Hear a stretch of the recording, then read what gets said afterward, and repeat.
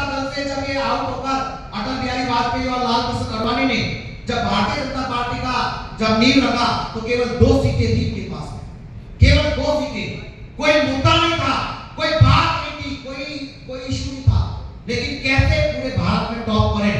लेकिन लगातार मेहनत करते रहे और पहली बार इनकी सरकार बनी भारतीय जनता पार्टी की, और वो केवल 13 दिन चले और उसके बाद सरकार गिर गई। फिर लगातार मेहनत करी, फिर फिल्में निकले और फिर दोबारा सरकार बनाई और वो सरकार केवल 13 महीने चली। वो 13 महीने बाद सरकार गिर गई, फिर भी इन्होंने हार नहीं मानी, इसी में लगे रहे।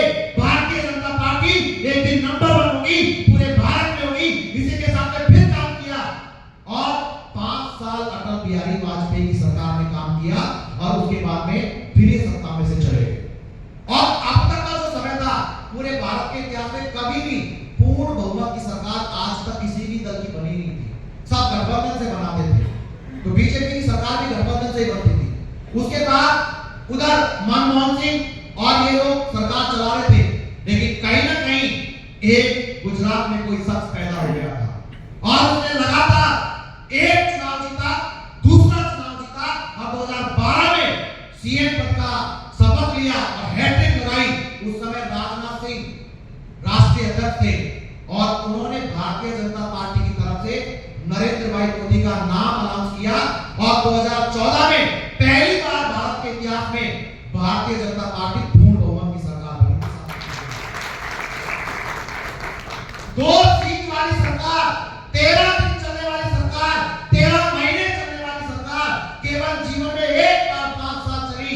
वही सरकार जब पूर्ण बहुमत से आई, आज पूरे हिंदुस्तान में नहीं पूरी दुनिया में डंका बोलता है, नहीं बोलता है। हेलो, डाउनफॉल जब भी आ रहा है जिंदगी में, आपको और मजबूत करने के लिए आ रहा है। यकीन करो, आपकी टीम का भी, आपकी पार्टी का भी, आपकी टीम, आपकी पार्टी का कोई न कोई एक नरेंद्र मोदी जन्म ले चुका है कहीं। वो आएगा, हैट्रिक बनाएगा और एक दिन पूरी दुनिया में आपका और आपकी टीम के नाम का झंडा पूरी दुनिया में लहराएगा।